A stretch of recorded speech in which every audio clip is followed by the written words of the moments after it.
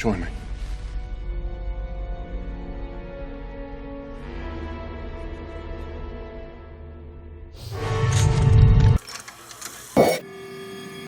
What if Rey joined Kylo Ren in The Last Jedi? This is FanScription.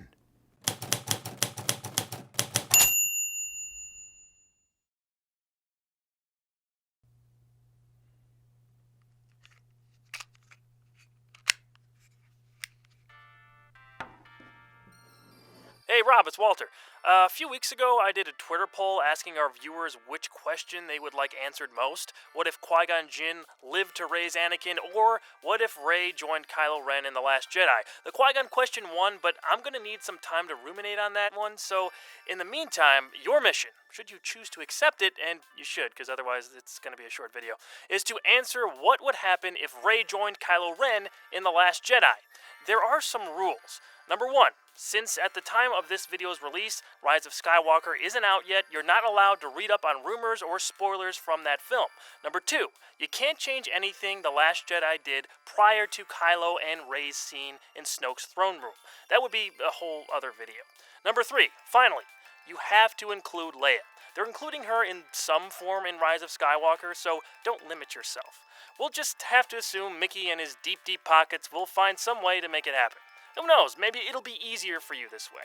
Anyway, best of luck. This message would self-destruct in 5 seconds if I had the ability to do that. But I don't. Is there an off switch? Oh. Okay, well, interesting assignment. You know, I remember having this conversation with my coworker, Jim J. Raz. I said, for a split second I thought Rey was going to take Kylo Ren's hand and this would be the most amazing bait-and-switch trick ever in the series. Jim replied, yeah, me too. I was like, this would be f***ing amazing. But no, it didn't happen. And of all the empty promises Rian Johnson made in Last Jedi, it was that one which bothered me the most. Not Lonely Luke, which didn't bother me at all. Not the space horses or the mutiny that went nowhere. Yeah, those are weak sections of the movie for me. But one thing that didn't bother me, the Rey, Kylo, Luke storyline. That I was into. And while it didn't die in Snoke's throne room, it did take a hit when they decided to split. There was something about that idea that was so tantalizing. Was this the longest game in cinematic history? You thought you were getting a hero and nope. Fool you! And then something interesting happened. I had to write this fanscription. And woof, did I realize this amazing plot twist was a lot harder to build on than it looked.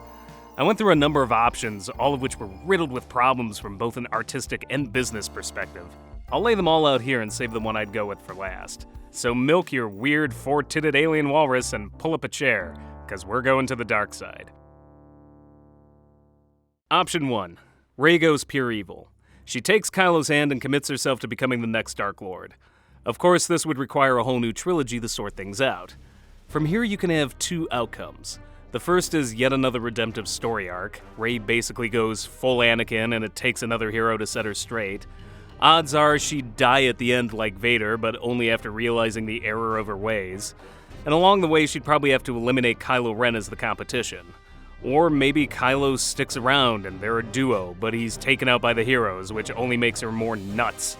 Filled with rage, maybe she'd go full genocidal. The second choice in this option is more interesting. What if Rey becomes too good at what she does? Yeah, let's think about this. One of the themes of the story so far is that Rey is a wunderkind. She has a natural talent for the Force, something that Kylo Ren has constantly been razzed about by just about, everybody. Now, this doesn't bother me. Rey is not Luke nor Paul Muad'Dib from Dune. She's not a farm boy or a pampered prince from a water planet. She's a grizzled survivor who learned her skills on the mean dunes of Jakku. Her skills seem instinctual, much like Anakin's or Baby Yoda's or whatever the Mandalorian is gonna call him. And I'm fine with that. In real life, some people just have it. That innate talent which is infuriating to other people that might have to work harder. So what if Rey inserts herself into the New Order or Knights of Ren and becomes worshipped? What if she becomes drunk on her power? What effect would this have on Kylo? Would he realize only too late, oh shit, I created a monster. She's gonna take everything that's mine. Now what do I do? This would be an interesting payoff to one of my favorite observations from Snoke in Last Jedi. You remember the line, "You wonder why I keep a rabid cur in such a place of power?" A cur's weakness, properly manipulated, can be a sharp tool. Snoke was talking about Hux, but he may as well be talking about Kylo Ren, who he also sees as weak compared to Rey. I think Kylo Ren would view Rey the same way. A weakling, unsure of herself, searching for answers, ruined by her disillusionment with Luke and her parents' abandonment, something he can control. But when he loses control, what happens then? Does Kylo Ren then become good? Does Rey kill Leia? Does that push Kylo back to the light and make him realize, I created this, now I have to stop it before it's too late? This would see a sequel trilogy ending with Kylo taking out Rey to avenge Leia's death and put a stop to her genocidal madness. Of course, there's two problems with this. First, Disney would never allow this. Whatever you think of Rey, Disney invested a lot in her being a hero, or at least somebody kids could follow. Of course, I disagree with this. Something that's bothered me about the modern meta is this declawing of great female villains. We've seen it with Maleficent, we've seen it with the reboot of Carmen Sandiego, and it doesn't make much sense to me. If men and women are to be equal, then women should be able to carry a great villain role with the same amount of scenery-chewing maliciousness as the guys. Would it not be cool to have a female Palpatine or Vader? Must a pure evil villain always be male? Let the ladies chew on the dark side too. But it's the House of Mouse and they have coffers to fill, so I doubt it would happen. The second problem with this outcome is it's yet another redemptive story arc. This time it's Kylo Ren who gets redeemed. And honestly, we've seen this. That's Anakin. It's one of the reasons I'm not gung-ho for a redemptive Kylo arc in Rise of Skywalker. And it's one of the pitfalls of ring theory storytelling. The idea that it rhymes, as George Lucas would say, works well enough twice. That's why at 2 trilogies, it kind of works. They bookend. Stretch it out into 4 trilogies or even just 3, and we're in a constant cycle of rinse, repeat, yada yada yada. So that's why as much as these ideas might offer something to chew on, they're ultimately kind of unsatisfying as a whole. Now, option 2. Rey turns, but is brought back to the light by another hero. One way to do this is Leia. Another could be Finn, or maybe Luke's Force Ghost. And this could be done in Rise of Skywalker, but man, would it be rushed. I'm not sure that would make for a satisfying story. The second branch down this road would involve yet another trilogy. That one could take its time, but it ends up suffering the same fate as the second branch of option 1. No matter who's getting redeemed, it always ends up being yet another redemption story arc. And for a series that talks big about wanting to pass the torch and start anew, this seems like more of the same. It was somewhere around here during my brainstorming sessions that I realized, holy crap, this is way more difficult than I thought. What seems so cool at first is actually a minefield of pitfalls, redundant storytelling, and problematic business decisions. I know it's the in thing to hate on Rian Johnson and Disney right now, but I had a newfound respect for why they actually didn't go through with it. As a creator, Johnson would be committing to something Disney probably didn't want, and as a company, I can see why Disney would nix trying to do this with only one movie left in their, quote, Skywalker anthology. So I sat there, pulled my hair out, cursed at Crom, The hell with you! and thought, is there a way to tackle this from all sides? I finally stumbled upon something, and I'm not sure it's a great solution, but, well, I guess it's a solution. Maybe some people would like it, maybe some won't, but it's the only way I could think this could work while keeping Rey and Kylo's characters mostly intact without having to go full redundancy on the redemption thing. And what's that answer? The double cross. Now, stick with me here, because this may sound like a tease, but I think there's a way to milk a lot of psychology out of it. And honestly, that's kind of what I want from a third movie, to really get inside these characters' heads. Enough dicking around, let's really learn how these characters tick.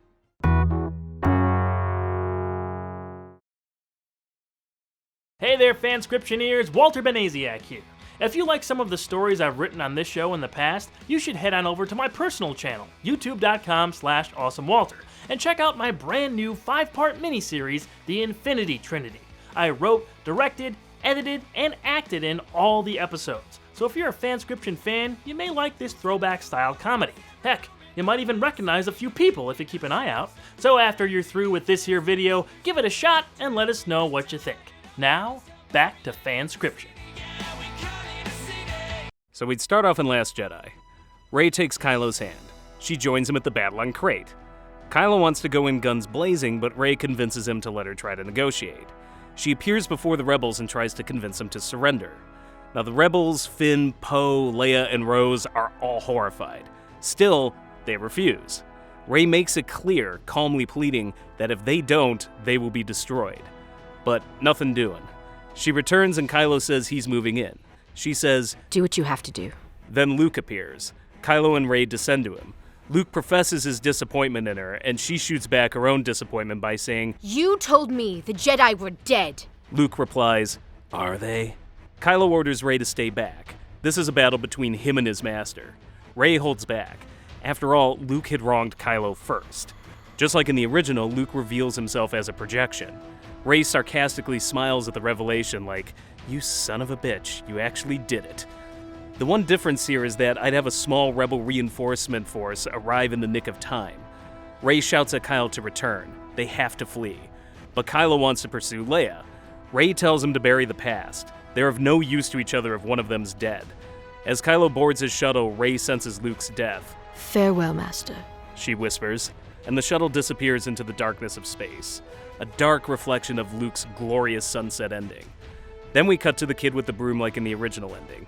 Yeah, it's still there because I figure everything before Rey's turn is still in the movie, warts and all. Fixing all that would take a whole other video. But this scene will bookend with the ending of the third film, so stay tuned. Now in the third movie, I'd start off sometime later, maybe a full year. The New Order is running the galaxy under Kylo and Rey, and honestly, they're not doing half bad. I'd have them trying to ingratiate themselves amongst the populace. We try to present them as a viable alternative to the Resistance. This is something that a lot of authoritarian regimes and terrorist organizations will pull at first. Win the PR war and you can expand your reach. But there's a catch. If you resist, you are hosed. This is where we catch up with characters like Poe and Finn and Rose, who witness what the First Order does to rebel scum. I'd have Rey fight alongside the Knights of Ren and run into Finn. They talk briefly. She confesses that she's haunted by the ghost of Luke Skywalker, who constantly reminds her that she's making a mistake. And we'd certainly see that in film. These nightmares keep her up at night, and Finn implies that should tell her something. He tells her about the atrocities he's seen and begs her to come back. She won't be turned, though. She says sacrifices have to be made. Finn, having hit rock bottom, tries to attack her with his blaster. She lobs off his hand and points the saber at his face. "Stay away from me, Finn, She says. or next time, it'll be your head." She lets Finn run off.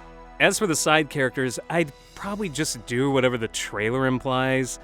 There'll be one last attack, our heroes will have to fight some big space battle, Lando will be there, blah blah blah. To be honest, I'm not as concerned with that stuff. It kind of writes itself in Star Wars movies. My focus would be on Kylo, Rey, and Leia, the last Skywalker. In the final act of the movie, all the key players come together on whatever planet the Death Star landed on. I haven't seen Rise of Skywalker yet, and I'm not going to ruin it for myself by reading rumors, so insert that planet's name here. Anyway, Kylo masses his fleet there and descends with Rey to the ruins. Meanwhile, Leia tells her high command, Lando, Finn, Poe, Rose, and, whoever's left, that she's going down there. Finn brandishes his new robotic arm and says it's a mistake, but Leia won't listen. It's up to the heroes to fight whatever space battle is going to happen up above. In the ruins of the Emperor's throne room, Kylo finally explains to Rey why he brought her here. A hologram of Palpatine pops up, programmed to initiate a secret protocol. Kylo claims he's going to activate an insane program that Palpatine put in place should he be killed. It will activate forces of evil clone Jedi or planetary bombs or ships or something that would wipe out billions. Yeah, I kinda swiped this from Star Wars Battlefront 2 and its Project Cinder, but I honestly thought that this was one of the few good ideas in that otherwise meh game. Then when these forces are unleashed and the galaxy begs for a savior, he will unleash himself, Rey, and the newly restored Knights of Ren to save the universe. The New Order's forces, commanded by the power-hungry Hux, will be sadly lost in the melee. Thus, their hold on power will be complete, and the denizens of the galaxy will look on them and the Knights of Ren as their heroes. The very idea of a resistance, then, should die.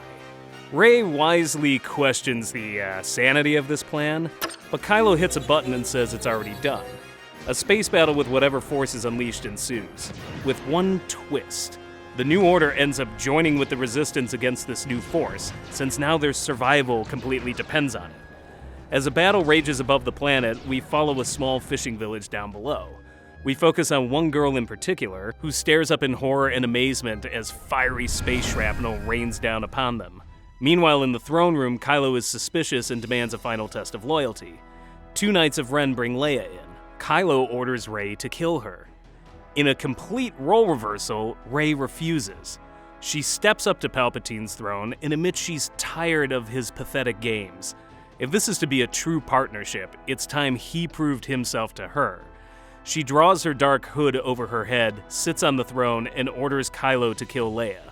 Go ahead, She says. Strike her down with all your hate. Bury her alongside your father, or everything we've worked for goes up in smoke like your grandfather's pyre. Leia reiterates that she won't fight Kylo. Called out, though, Kylo takes up the challenge. His lightsaber buzzes to life.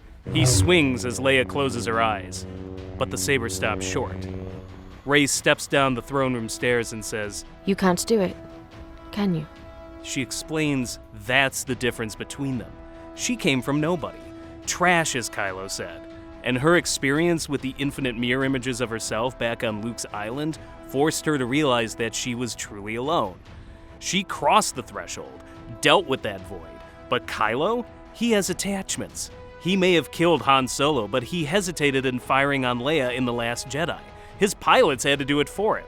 Now, face to face, he realizes Leia is his last connection to who he was. He can't give it up and have absolute zero left. When Kylo asks Rey to prove it, she activates her saber and swings at Leia. Another red lightsaber blocks her strike. Kylo and Rey are saber-locked, and that's when the reveal happens. There's still good in you. Rey says. Come back to the light. Then it hits Kylo. This was the long game. A full-on Snape from Harry Potter.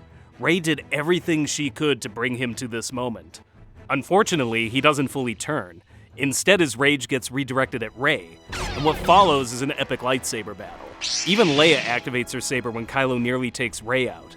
As Leia saves her, Kylo asks, You'd raise arms against your own son. Leia replies, I will not let you kill each other. but the battle becomes too intense. Kylo is enraged and Rey succumbs to her own violent instincts as Luke did in Return of the Jedi. They lunge at each other with sabers aimed at the other's hearts. Leia screams, No! and uses the Force to stop them in midair. But Kylo and Rey are too strong. Slowly they inch towards each other, agonizingly pushing their sabers into their chests. One final embrace. Kylo says. It's done. The two collapse along with Leia. Kylo took a direct hit to the heart, Rey to the chest. Both are mortally wounded. As he dies, he spells out the code to deactivate the Emperor's plan. Leia tells Kylo she's grateful he came back to the light. No. He says with his final breath. No dark. No light. Something beyond. Something only she would understand. He dies staring at Rey. Leia closes his eyes with her hand. Rey is in slightly better shape, and for her part, she admits that a part of her almost fully surrendered to Kylo. But she trusted her instincts, and the Force guided her to this reckoning. She knew in her gut that Kylo couldn't kill Leia, but to get here required so much sacrifice, and it's revealed that this is what Luke was warning about. She bent the rules, gave up parts of herself in the service of darkness so that the Jedi Order and New Republic might survive the long game. But in doing so, she paid the ultimate price. She tells Leia there's a book and a lightsaber in a secret compartment in her shuttle, the last of their kind. She begs Leia not to let the Jedi die here. Leia confesses she doesn't have the strength or the knowledge to train.